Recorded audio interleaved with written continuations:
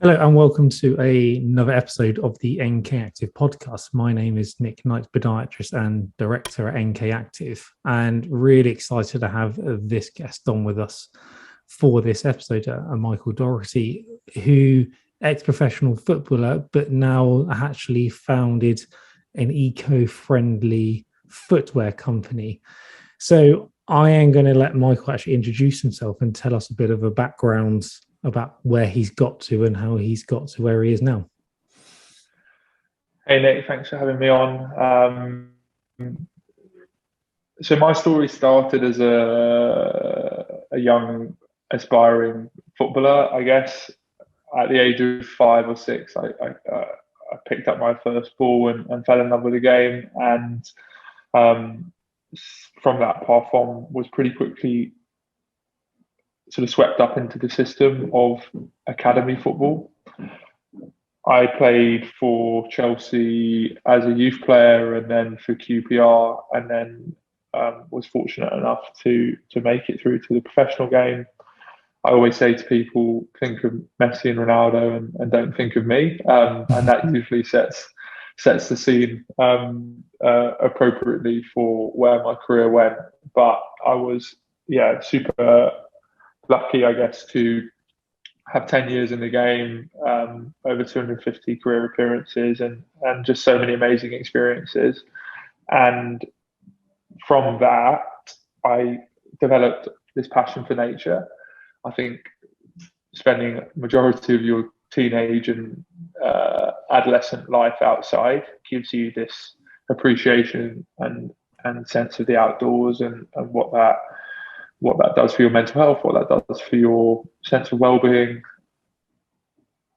And then I continued that and was lucky enough to continue that throughout my professional career, where most of my days were spent outdoors. And when my co-founder, who was my friend at the time, called me up and said, as a sports person, which brands do I subscribe to?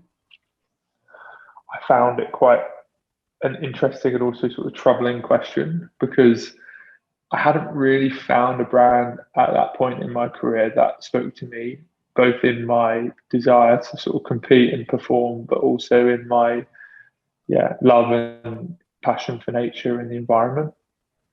And I wasn't a surfer or a skier or a mountain climber. I was a footballer.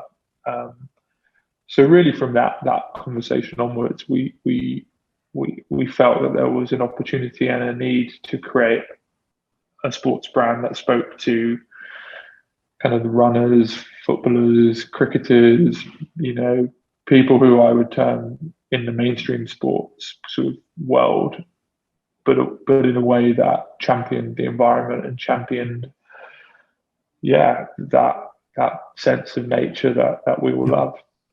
Yeah, and it's interesting because I think how we first met was, so I was doing some work with Solomon, and one of the things we spoke about at the sort of the think tank when we were over in the Alps was the sustainability aspects of the footwear industry. And actually, in a nutshell, without being too blunt, it's not that sustainable at all, because we both know the majority of athletic footwear will end up in landfill at one point, and actually people will be shocked the number of processes it actually takes to make a shoe and the amount of carbon it does to make a shoe.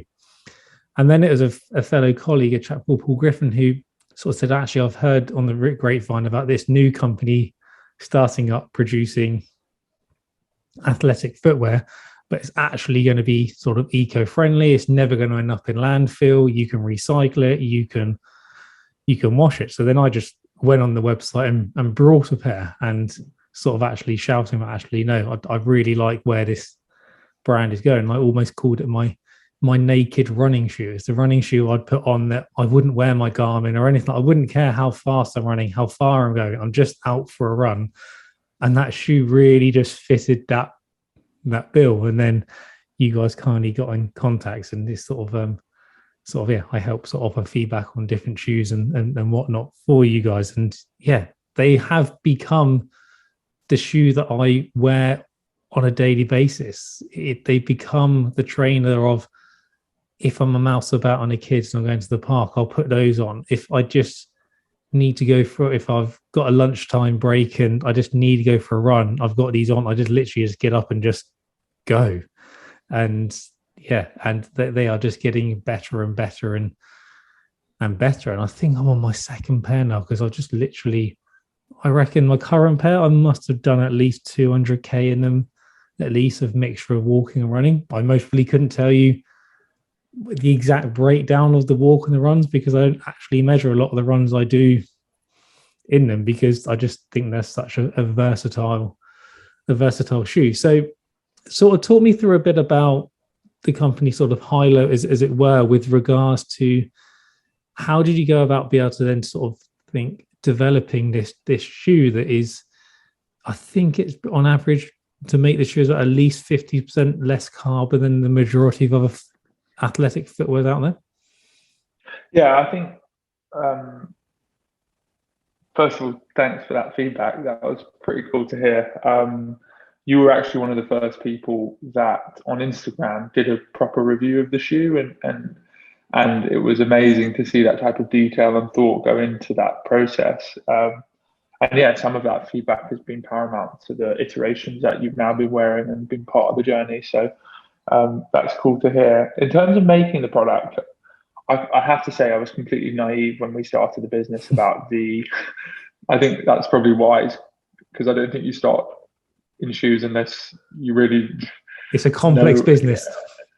Correct, yeah. And I think if I had known, I probably wouldn't have started. But I didn't really have any idea about how we'd go about making the product. My third co-founder, who was part of that story, John, we brought in very early on, who is a real footwear expert and shoe dog. He has helped us build that supply chain and that product, and has been a fundamental part of our story. So shout out to John. Essentially, when we were thinking about trying to make this shoe, we were thinking, what are the requirements for a running shoe? What are the performance sort of aspects of it? And it's a linear direction sort of process.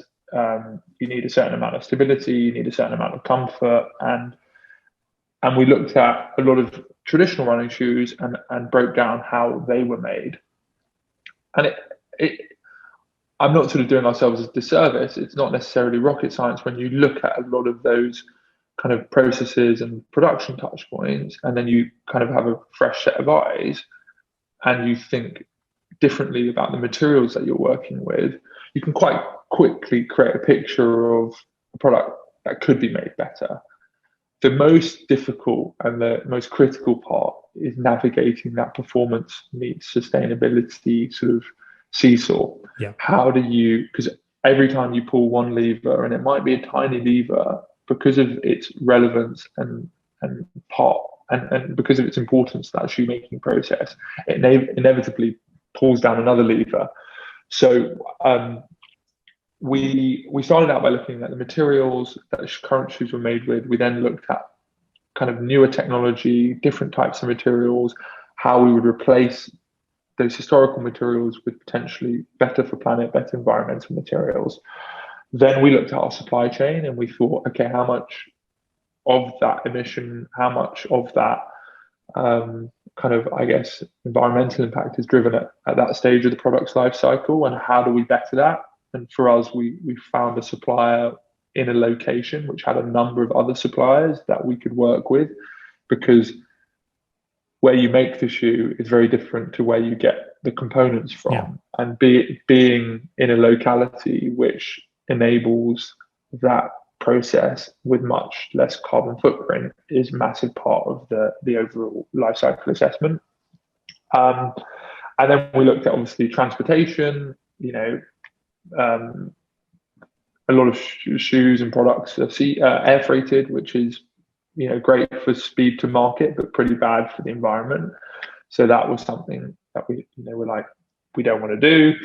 And then obviously the packaging in which it was delivered to the customer, and how can we mitigate as much of that? And then finally, at the end of life, like, what are those impacts, and how do we try and close the loop on that process? So I think the main thing that I learned is that sustainability or impact, which is what we call it at Hylo, has to be a holistic approach. And you have to accept when you throw in the other variable of performance, you're inevitably trying to sort of remain on this sort of seesaw balance whereby you find equilibrium where the performance is good enough, the durability is good enough, and obviously the impact is lessened. I think those brands or generally anyone that speaks about sustainability as if it's a binary subject matter, as if you take a pill in the morning and suddenly you're sustainable, doesn't really understand the space, because actually the word itself is a bit of a fallacy. Like, products have impact.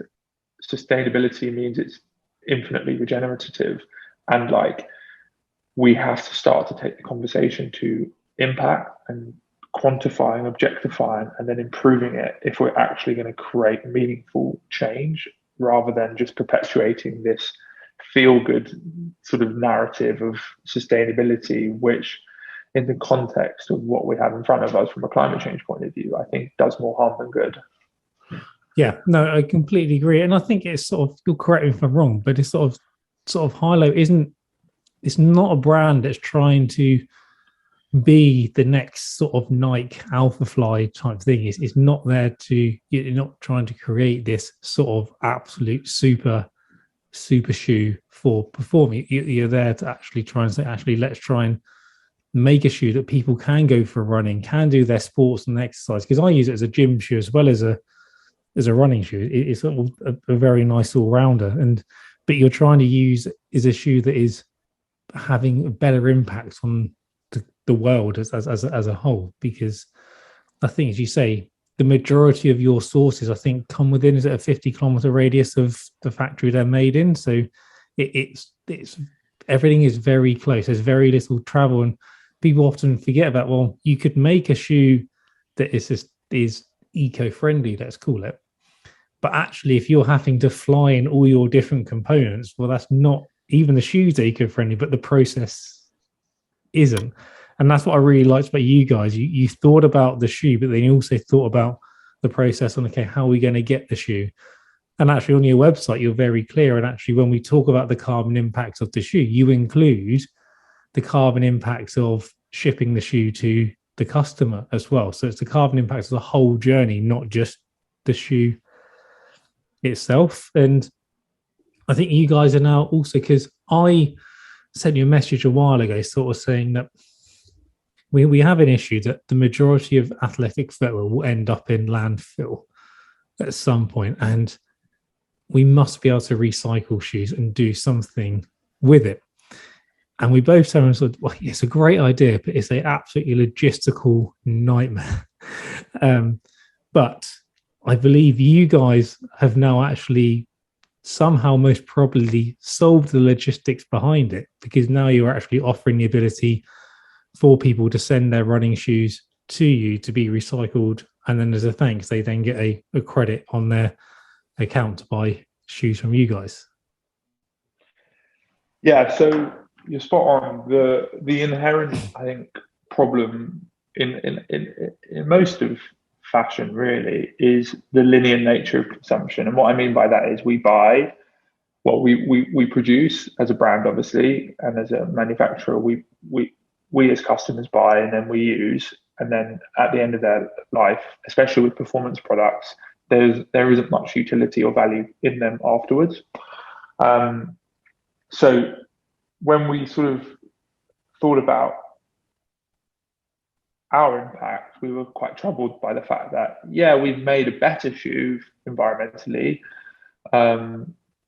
based on the data we have, but what happens when the customer has it, and how are we supporting them, and how are we taking accountability and responsibility for that process from beginning to end? And we started to work on these take-back programs and recycling programs, actually without too much clarity on where they would end up, because my view was we have to engage with the customers, take them on the journey, and change the way we all have a relationship with old products. And then the solutions along the way we can work on. During the course of that process, we got shut down, and in terms of many different angles that we were looking at, until we finally arrived at our current solution, which is with a recycling partner that we have in Europe, who have sort of specialist machinery to grind up the shoe in its entirety and essentially create different waste streams based on the componentry. That technology is pretty much available to most performance footwear. And when we found that out, we were like, well, why do we take back our own? Why are we only taking back our shoes? How can we find a way to take back other brands' shoes? Not because we're trying to be this self-righteous brand who's pointing the finger at anyone, but ultimately, if we can build that customer behavior and we can build that relationship with our products, we have a chance at really changing the way we all consume. And I think part of this circularity problem is actually in that ease of use from the process point. It's like, it's so easy to receive a product. How easy is it to actually get rid of? Yes. You know, in a and when I say get rid of, I mean in a responsible way for our planet. We're still sort of learning about the process and the customer demand for it, but we've seen quite a lot of shoes come in. The way that it ultimately works from a business point of view, without me sort of taking it to that too much of a transactional level, is that in order for us to subsidize the cost of taking back all of these shoes and recycling them, the shipping, the storage, the actual processing, we need those customers to become Hylo customers. So that is an unknown that we're still working on, is, you know, how many of these people want to recycle with us because they find it a good solution, and how many of those actually want to recycle with us and then become a Hylo champion. But it's really exciting. It's not a silver bullet. Like, when we think about sustainability, I don't want us to think, oh, we can just buy whatever we want and just recycle it, because there are kinks in the process. There are things that need developing, but it's definitely a much better solution to the current linear model. Yeah, it's definitely a much better solution than just chucking the shoes in the bin.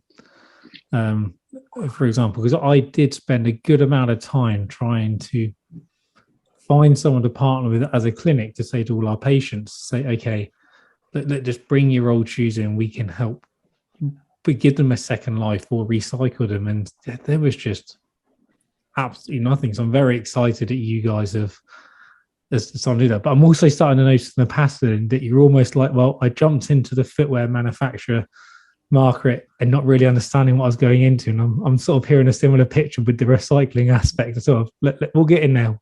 We'll figure it out once we're in, but we just need to get on and do it. But I'm sure you'll make it. I'm sure you'll make it work. So where's next for Hylo? Where do you see things going? The cheesiest answer, but the probably most true answer I can give you, is just to try and be better with everything. Yeah. I think a lot is made of big statements and big ambitions from startups. But for me, like, from a sporting background, we need to make the product better always. We need to make the customer experience better always. We need to make our environmental impact better always. And that mentality and that culture of doing that will be incremental and will ultimately lead to Hylo being in a better place. Yeah. That, if I break that down into sort of, I guess, more tangible things, like we're moving into new product markets pretty soon. We'll have another, I guess, type of shoe available, as well as our current shoe, to customers. We've recently become a B Corp, so we're focused on how we can implement that into our business more and more. And there is some opportunities on the horizon for us to move into more physical spaces from a retail perspective. And yeah, like, there's a lot going on. I try and ground it in the sense of trying to just be better, because it can feel quite far off in the future, and ultimately, I think that can lead to more BS than action. So for us, it's just trying to be better. Running better. I love that. There's a triathlete with, and I think it's cerebral palsy, a chap called Chris, based in the US, and he was the first person with CP to complete an Ironman event, I believe. And his motto is just be 1% better every day. That's it. Yeah. And but what again is you guys, what I liked about is the transparency that you guys have about everything. You don't try and hide everything. You'll be very clear, and all the information everyone needs about the manufacture process and everything is people can just go on the website and just see it. It is all there to be seen. So you're like, okay, we're trying to be better, but we're going to be transparent about our whole journey as well at the same time. So sometimes we'll get it right, sometimes we'll get it wrong, but we're going to be transparent about the whole process. I just want to pick up on one other thing, like you casually just brushed over it, was the B Corp thing. You sort of brushed over it like that's a small thing, but I actually had a look about what's entailed about becoming a B Corp. It's not easy. There's a lot of hurdles you have to jump through. I think there's well over 1,000 questions, and the amount of policy documents and changes and things you need to implement is just crazy. It's really cool.